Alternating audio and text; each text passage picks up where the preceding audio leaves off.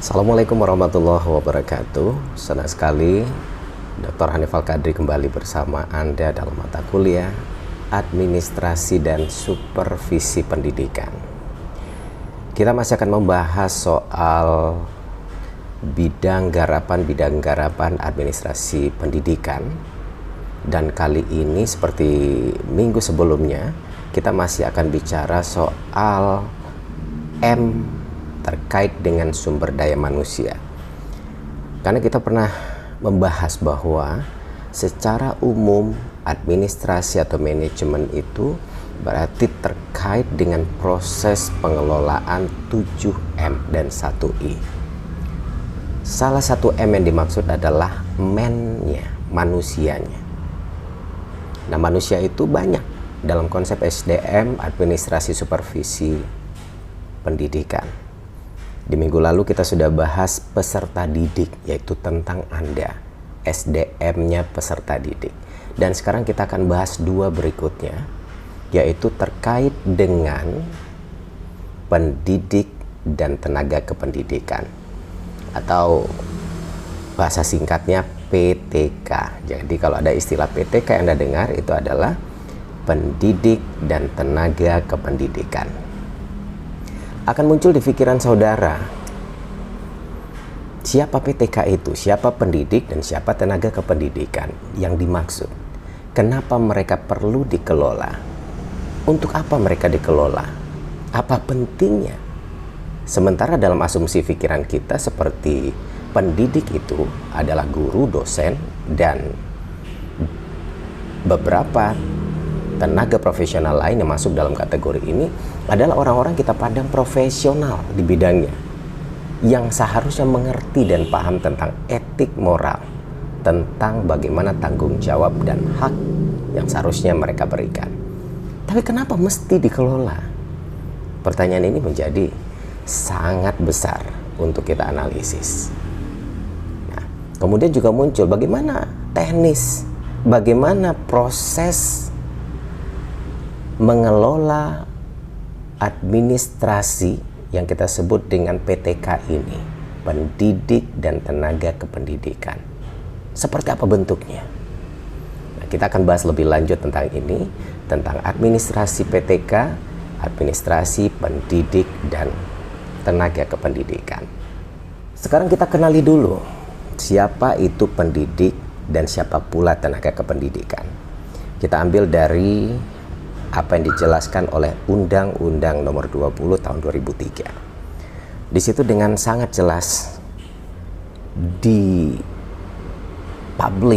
gitu ya, untuk bisa dipahami bahwa tenaga kependidikan itu adalah mereka atau anggota masyarakat yang mengabdikan diri, kemudian diangkat untuk menunjang penyelenggaraan pendidikan. Jadi mereka tidak terlibat secara langsung dalam proses pendidikan, tetapi hadirnya mereka adalah untuk menunjang keterlaksanaan proses pendidikan yang ada di tingkat satuan pendidikan atau sekolah ataupun perguruan tinggi. Kalau pendidik, selama ini yang kita tahu pendidik itu ya dosen, ya guru. Ternyata menurut Undang-Undang 20 tahun 2003 ini, yang namanya pendidik itu banyak jenisnya, kalibernya sama. Artinya adalah mereka yang disebut sebagai tenaga pendidik, yaitu tenaga yang punya kualifikasi sebagai guru, sebagai dosen, konselor juga masuk, pamong belajar, widya iswara, tutor, instruktur, fasilitator, dan sebutan lain yang sesuai dengan kekhususannya masing-masing, serta berpartisipasi dalam penyelenggaraan pendidikan secara langsung. Nah, istilah-istilah yang mungkin baru Anda dengar, seperti widya iswara, seperti fasilitator, itu Anda bisa googling nanti. Siapa mereka? Atau Anda buka kembali Undang-Undang 20 tahun 2003 ini. Sehingga ada yang bisa Anda pahami, oh ternyata mereka memang masuk dalam kategori ini. Kategori yang disebut sebagai pendidik. Jadi sudah bisa kita bedakan dua hal ini. pendidik dan tenaga kependidikan. Administrasi PTK, administrasi pendidik dan tenaga kependidikan, apa pula itu?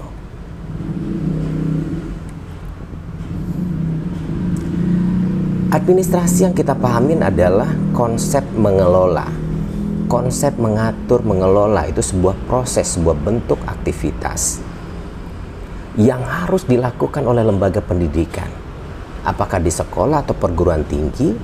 Mulai dari kapan, mulai dari apa? Mulai dari tenaga pendidik dan kependidikan itu masuk dan diterima di lembaga kita, sampai akhirnya berhenti atau yang disebut dengan pensiun, melalui proses perencanaan SDM, mulai perekrutan, seleksi, penempatan, pemberian kompensasi, tunjangan, penghargaan, gaji, latihan dan pengembangan. Jadi banyak rentetan kegiatan dalam proses administrasi pendidik dan tenaga kependidikan. Ini kita akan bahas satu persatu. Bagaimana langkah-langkah dari administrasi PTK ini? Seperti apa langkah-langkah tersebut? Kita akan bahas masih dalam pertemuan ini. Dan mudah-mudahan Anda bisa memahami konsep dari administrasi PTK secara umum. Jadi begitu banyak kegiatan yang harus dilakukan, yang harus ditelusuri, dijalankan dalam proses administrasi pendidik dan tenaga kependidikan oleh lembaga pendidikan dimanapun, sekolah dan perguruan tinggi. Yang tadi kegiatannya dimulai dari mereka masuk, tenaga pendidik dan kependidikan ini masuk ke lembaga itu, untuk akhirnya sampai ke tahap mereka berhenti. Dan dalam proses itu sudah dimulai dengan perencanaan SDM, perekrutan, seleksi, penempatan, pemberian gaji, tunjangan, dan juga pendidikan, termasuk latihan dan pengembangan, dan sampai ke tahap pemberhentian. Jadi kalau boleh disimpulkan, dalam bahasa yang lebih sederhana artinya adalah administrasi PTK, proses atau aktivitas pengelolaan SDM, mereka yang disebut sebagai pendidik dan tenaga kependidikan, mulai dari mereka diterima atau masuk ke lembaga itu sampai mereka berhenti. Nah, di tengah-tengahnya ini yang prosesnya panjang. Kenapa? Karena yang kita hadapin adalah manusia. Manusia secara konsep sama dengan peserta didik. Mereka memiliki keakuan yang berbeda. Mereka memiliki motivasi yang tidak sama. Tujuan yang masuk ke lembaga itu juga berbeda. Jadi untuk sampai ke tahap tujuan yang sama, semua manusia-manusia yang berbeda dengan latar belakang pendidikan, bahasa, budaya, keinginan, kemauan harus didesain, harus dikelola, harus ada SOP yang jelas dari lembaga. Apalagi kita pernah bahas di minggu-minggu pertama, manusia itu terlahir dengan konsep teori X dan Y. Teori X menyatakan bahwa manusia itu dasarnya pemalas. Kita sendiri bisa ngerasain. Kalau diberikan kesempatan untuk bisa tidur dan santai, di muka bumi ini manusia jauh lebih memilih untuk santai. Kalau ada pilihan untuk naik ke tangga paling tinggi, ada lift, ada eskalator, padahal dia mampu, manusia akan lebih memilih untuk naik tangga atau lift. Itu indikasi bahwa sebenarnya ada sesuatu dalam diri kita yang mengindikasikan bahwa teori X itu mau tidak mau harus kita terima, tapi dibantah oleh teori Y. Yang membedakan manusia kreatif dan tidak itu ditentukan oleh motivasi. Manusia lahir dengan sifat kemalasannya, tetapi menurut teori Y, manusia memiliki motivasi. Motivasi untuk berubah, motivasi untuk perbaiki diri, motivasi melakukan ini, memilah ini, menentukan itu, melakukan banyak. Ditentukan oleh. Jadi yang membedakan Anda dan saya, yang membedakan Anda dengan teman yang lain, yang membedakan kita dengan orang lain, seberapa kuat dan besar yang namanya motivasi. Sama dengan Anda sebagai peserta didik hari ini. Anda belajar akan berbeda caranya belajar teman-teman yang lain. Semakin tinggi dan semakin kuat motivasi belajar Anda, semakin memungkinkan Anda tampil menjadi mahasiswa yang hebat, bisa selesai tepat waktu, dan cepat pula mendapatkan pekerjaan, cepat meraih mimpi dan harapan. Mudah-mudahan semuanya yang ada di ruang virtual ini masuk dalam kategori yang kita bicarakan. Oke, balik ke pendidik dan tenaga kependidikan. Sama case-nya. Betapapun dewasa seseorang, kedewasaan itu ternyata tidak dilihat dari sisi umur, tidak dilihat sekedar dari sisi pengalaman. Kejujuran seseorang, kearifan seseorang untuk terbuka, untuk berani jujur dengan perilaku, dengan tanggung jawabnya. Sebagai pendidik atau tenaga kependidikan, kalau tidak ada SOP yang jelas, kalau tidak ada aturan main yang jelas, setiap manusia yang disebut sebagai pendidik dan tenaga kependidikan akan sama dengan manusia-manusia yang lainnya. Mereka akan bergerak sendiri-sendiri. Sementara lembaga dalam rangka mengangkat tujuan pendidikan seperti sekolah dan perguruan tinggi punya rate yang jelas untuk role-nya sampai ke sana. Jadi kalau dibiarkan, setiap orang tidak akan pernah sampai ke sini, dan setiap orang ternyata pada akhirnya tidak bisa mendukung tujuan lembaga dan tujuan pendidikan. Ini tujuan akhirnya administrasi PTK itu dilakukan. Apa saja proses dari administrasi PTK atau pendidik dan tenaga kependidikan itu? Secara garis besar kita membaginya menjadi 3 bagian, 3 kegiatan atau aktivitas. Yang pertama adalah pengadaan. Artinya proses mengadakan, menerima, mencari, dan menemukan siapa kira-kira calon-calon dari PTK yang sesuai dengan harapan kita untuk bergabung di lembaga, bergabung di sekolah atau perguruan tinggi. Yang kedua, kita menyebutnya setelah diterima, setelah ada, lakukan penempatan. Penempatan itu memposisikan mereka di tempat yang seharusnya, di tempat yang dibutuhkan, sehingga terbentuklah case the right man and the right place. Dan yang ketiga adalah orientasi sebagai bentuk penerimaan kita kepada calon-calon atau mereka yang kita sebut sebagai pendidik dan tenaga kependidikan yang baru. Dengan diorientasi, mengikuti proses orientasi, mereka menjadi keluarga baru di lembaga kita. Karena untuk sampai ke tahap tujuan, siapapun manusianya harus punya orientasi yang sama. Nah, kita coba lihat yang pertama. Dalam proses pengadaan itu, apa yang harus diperhatikan? Yang pertama adalah analisis atau ramalan kebutuhan tenaga kerja. Jadi proses penerimaan dari semester ke semester, dari tahun ke tahun, bukan ditentukan oleh keinginan lembaga, keinginan kepala sekolah, keinginan rektor, tidak. Tapi berdasarkan analisis kebutuhan. Guru apa yang tidak ada, guru apa yang kita tidak punya. Pengembangan ini dalam rangka ini, jadi guru apa yang dibutuhkan, yang diperlukan. Ternyata ada guru yang sudah pensiun, ada dosen yang sudah pensiun, ada yang meninggal dunia. Ini harus diisi. Dan yang paling menentukan adalah rasio dosen dan mahasiswa atau rasio guru dan siswa. Apakah sudah ideal? Nah, kita mungkin tidak akan seideal itu, tapi paling tidak jangan sampai rentangnya terlalu jauh. Karena dalam proses pendidikan, perbandingan antara guru dan siswa atau satu dosen dengan sekelompok mahasiswa itu ada aturan main yang jelas secara psikologi. Nah, ini menjadi dasar pertimbangan penerimaan PTK di sebuah perguruan tinggi ataupun di sekolah. Jadi bukan hanya asal terima, berdasarkan kebutuhan. Nah, yang kedua, kegiatan dalam pengadaan itu adalah rekrutmen. Kalau sudah dianalisis, kita butuh, kita perlu, kemudian diurai sedemikian rupa, sedemikian banyak yang harusnya ada di tempat ini, di prodi ini, di jurusan ini, di mata pelajaran ini, di kuliah ini, atau pegawai di bagian ini, maka lakukan rekrutmen, penerimaan. Nah, penerimaan rekrutmen ini juga panjang.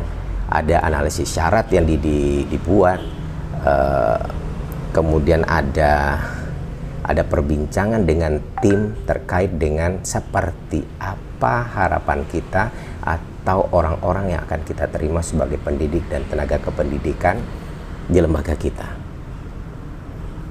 Dan banyak lagi pertimbangan-pertimbangan yang lain. Baru terakhir setelah rekrutmen kita lakukan seleksi. Seleksi dalam rangka menemukan yang terbaik di antara yang baik.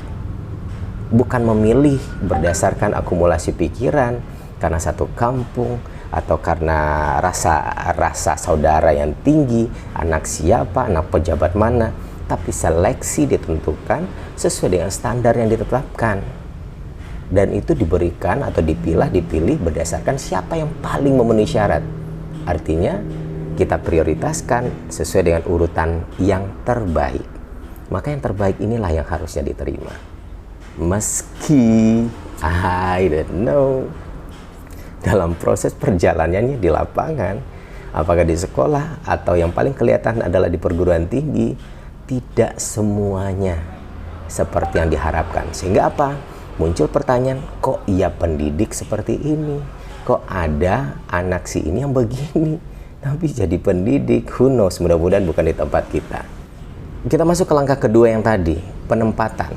Setelah diadakan dan mereka sudah daftar, mereka sudah melamar, dilakukan rekrutmen, diseleksi, dan dapat. Kita mendapatkan calon-calon terbaik yang akan bergabung sebagai tenaga pendidik dan tenaga kependidikan di sekolah dan perguruan tinggi atau lembaga kita. Nah, kemudian apa? Penempatan. Penempatan yaitu proses menempatkan mereka-mereka yang diterima di tempat yang memang dibutuhkan, sesuai dengan latar belakang, sesuai dengan kebutuhan, sesuai dengan jabatan untuk didelegasikan tugas-tugas yang seharusnya memang jadi bagian dari keahlian skill mereka. Sehingga apa? Tujuan akhir dari penempatan itu adalah the right man in the right place and the right man behind the right job. Sekali lagi, the right man and the right place and the right man behind the right job. Indah, meski kenyataannya tidak seindah yang kita bayangkan. Tapi kenapa ini harus dijelaskan? Next, suatu saat ketika Anda bergabung menjadi pendidik, tenaga kependidikan, suatu saat Anda adalah pengambil kebijakan, pengambil keputusan di dunia pendidikan. Anda adalah pengelola pendidikan. Wallahu alam. Amin ya rabbal alamin, mudah-mudahan. Ini menjadi tugas berat Anda, bahwa penentuan kalau ingin memperbaiki yang namanya kualitas pendidikan harus dimulai dari kita, si pengambil kebijakan. Salah satunya ya proses rekrutmen, seleksi, dan penempatan tadi. Kalau semua atas dasar the right man and the right place and the right man behind the right job, harusnya persoalan-persoalan kualitas dan mutu akan menjadi lebih baik, dan akan sampai kepada tahap yang seharusnya kita inginkan. Tapi ternyata dari berapa puluh tahun yang lalu masalah pendidikan masih sama. Asumsi kita barangkali ini menjadi salah satu alasan dari ribuan alasan yang lain yang seharusnya tidak dilakukan.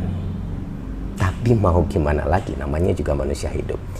Mudah-mudahan kesalahan-kesalahan yang pernah dilakukan oleh pengambil kebijakan, oknum-oknum pengambil kebijakan terkait dengan ini, apakah karena kebutuhan, kepentingan pribadi, kepentingan kelompok, seharusnya nanti bisa Anda libas. Fokus pada kualitas. Ya. Yang ketiga, orientasi. Orientasi sama dengan yang kita bilang tadi, yang saya jelaskan.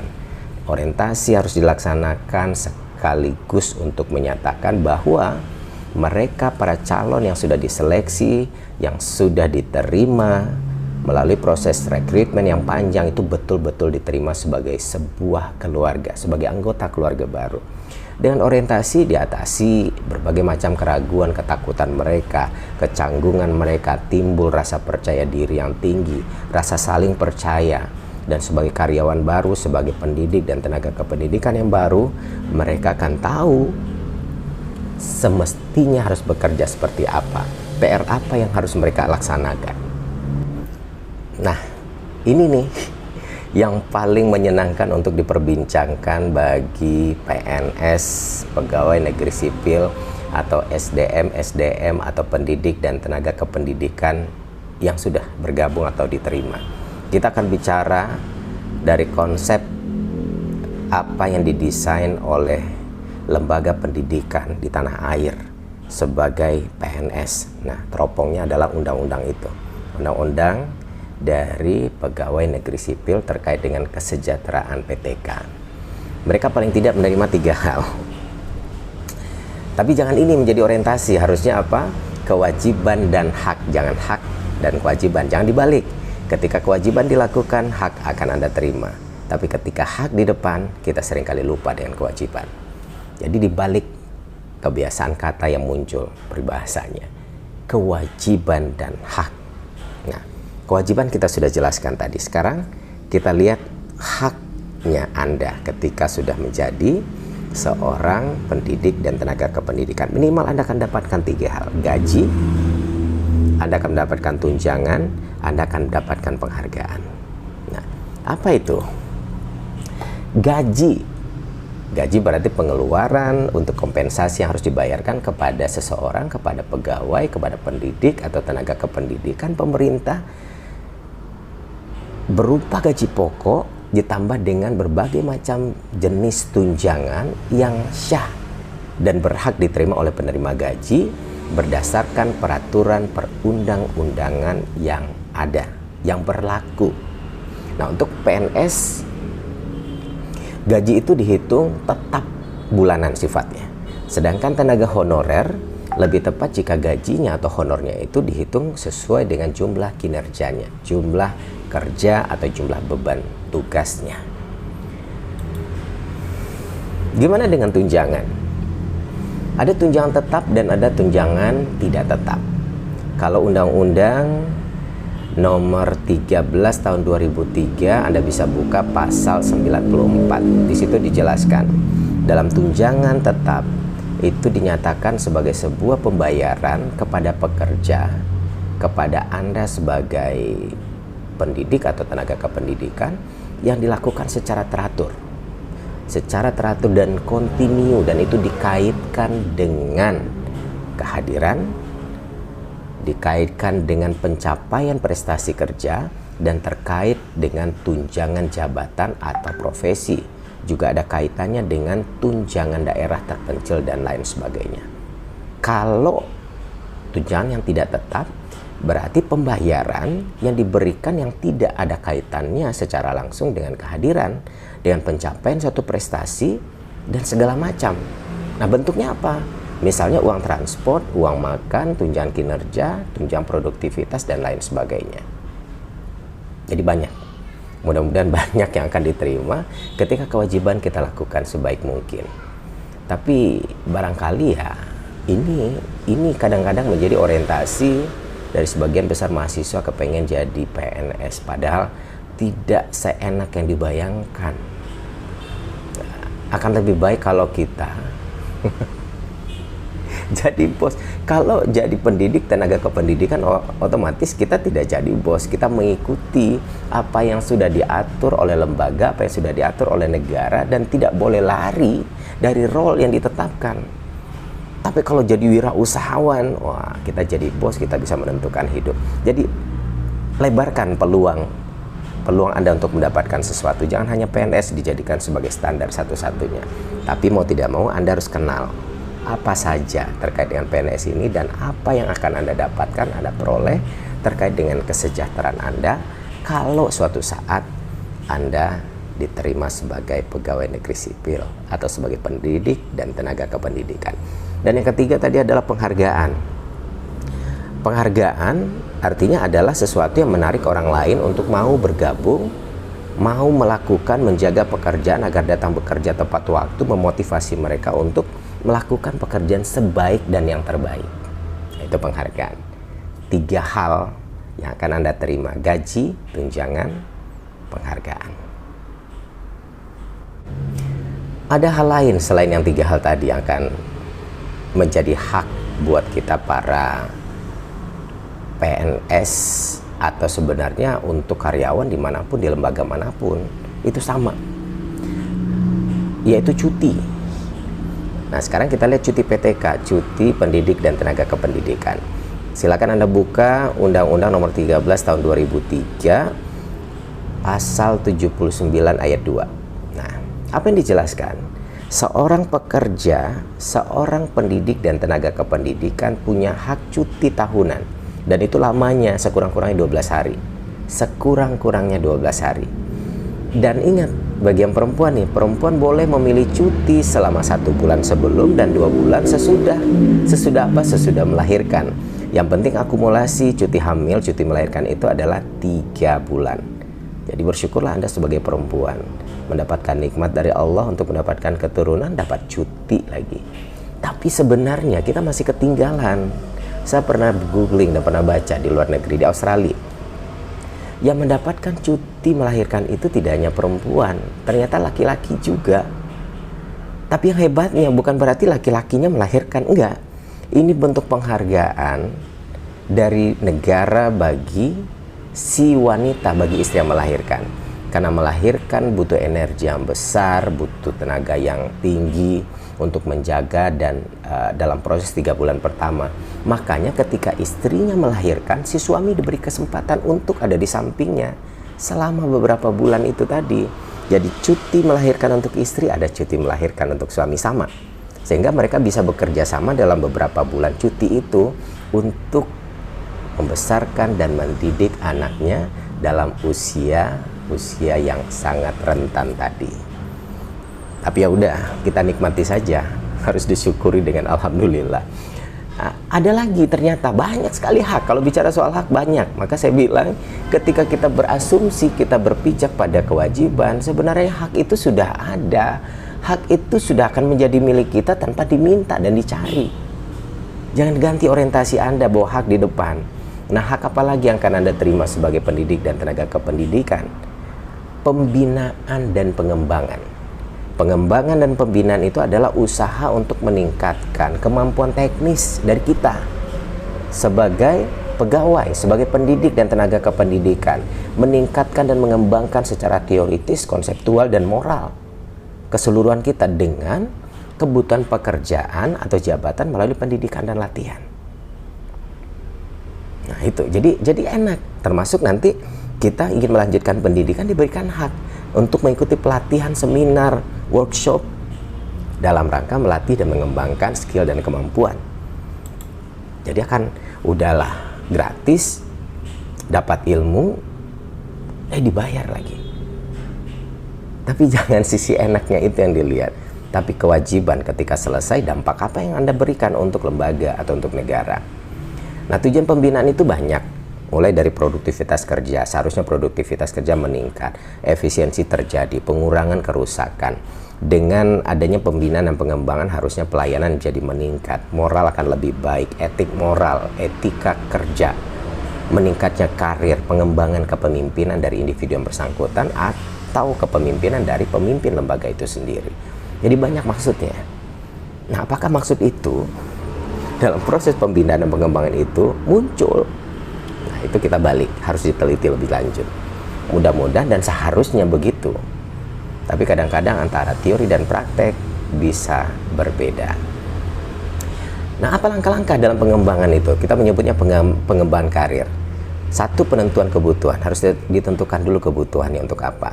Tentukan sasaran, identifikasi berbagai macam prinsip belajar. Karena tujuan utamanya adalah untuk belajar, maka harus diidentifikasi prinsip-prinsip belajar.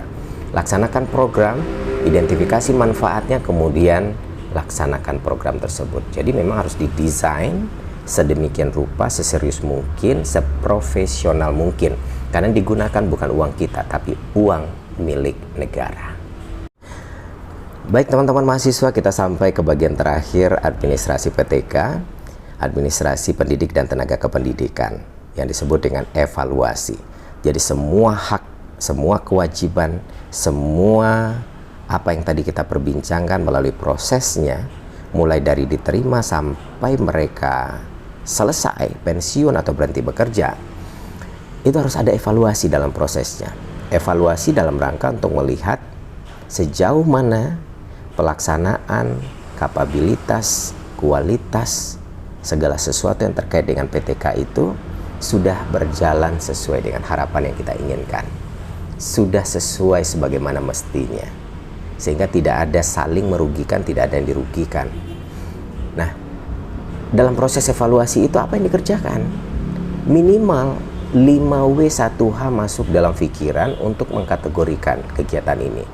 What, apanya yang dinilai, why, kenapa dinilai, where, di mana penilaian itu dilakukan, who, siapa yang harusnya menilai, kemudian when, kapan seharusnya penilaian itu terjadi, dan how, bagaimana. Nah, ini terkait dengan kinerja. Nah, kalau untuk PNS, untuk guru, untuk pendidik dan dosen, itu jelas ada penilaian kinerja namanya, ada instrumen khusus. Tapi jangan hanya tinggal di instrumen, seharusnya tidak tinggal di instrumen, tapi bagaimana instrumen itu sebagai cakrawala, sebagai standar berpikir dalam tataran pelaksanaan yang sebenarnya. Jadi yang dilihat bukan checklistnya, tapi checklist ini untuk dilihat terlaksana tidak. Sehingga PR-PR itu di kemudian hari menjadi lebih baik, lebih baik. Ini ibarat siklus. Evaluasi ini menjadi satu titik perbaikan untuk plan berikutnya. Nah, kalau semuanya seperti siklus, berarti tidak pernah berhenti dong. Maka memungkinkan apa yang dikatakan oleh agama kita, manusia beruntung adalah mereka-mereka yang hari ini lebih baik dari hari kemarin, esoknya lebih baik dari hari ini, dan lusanya lebih baik dari hari esok. Nah, gila nggak tuh? Keren sebenarnya kalau kita bicara soal teori. Tapi prakteknya, I am sorry, harus kita teliti lebih jauh. Mudah-mudahan di tangan Anda nanti para generasi muda harapan bangsa. Amin, amin. Semua catatan-catatan buruk ini, kepentingan-kepentingan tertentu, oknum-oknum yang tidak berkepentingan itu bisa Anda libas dalam proses perbaikan pembelajaran, sehingga tujuan pendidikan bisa dicapai sebagaimana mestinya secara efektif, efisien dalam batas waktu yang sebenarnya tidak terlalu lama. Unsur-unsur apa saja di bagian terakhir ini akan kita lihat untuk dinilai. Banyak. Kalau untuk dinilai itu mulai dari kesetiaan, prestasi kerja, pokoknya yang keren-keren deh. Kesetiaan, prestasi kerja, kejujuran, kedisiplinan, kreativitas, kerjasama, kepemimpinan, termasuk kepribadian. Kalau semua unsur itu dinilai dan masing-masing orang menilai secara profesional, dan yang dinilai paham betul bahwa mereka punya catatan-catatan yang harus dibenahi, diperbaiki, kira-kira akan terjadi penyempurnaan tidak di kemudian hari. Tapi kenapa perilaku-perilaku tertentu, kebiasaan-kebiasaan pendidik dan tenaga kependidikan yang A katanya sudah dilakukan penilaian atas unsur-unsur itu, evaluasi terhadap semua unsur tadi, pada kenyataannya tidak pernah berubah? Siapa yang salah? Hanya kadang-kadang yaitu tadi, penilaian cenderung lebih banyak di atas kertas. Mudah-mudahan sekali lagi harapan kami, harapan saya sebagai pendidik, itu tidak terjadi di masa-masa Anda sebagai pendidik, sebagai pengambil kebijakan di dunia pendidikan atau di lembaga pendidikan. Oke, kita sampai di bagian terakhir, termasuk peran guru dan dosen dalam kegiatan administrasi PTK. Karena mereka adalah ujung tombaknya, mereka yang tahu persis ada apa, seperti apa, bagaimana. Sehingga masukan-masukan mereka harusnya pengambil kebijakan duduk bersama untuk mendapatkan role yang jelas terkait dengan apa yang dialami, dirasakan oleh guru dan dosen. Sehingga mereka tahu persis nanti akan dinilai seperti apa, bagaimana administrasi itu terjadi. Oke, terima kasih banyak untuk pertemuan kita kali ini di Administrasi PTK. Saya Dr. Hanif Al-Qadri pamit. Semoga bermanfaat. Wassalamualaikum warahmatullahi wabarakatuh. Sampai jumpa.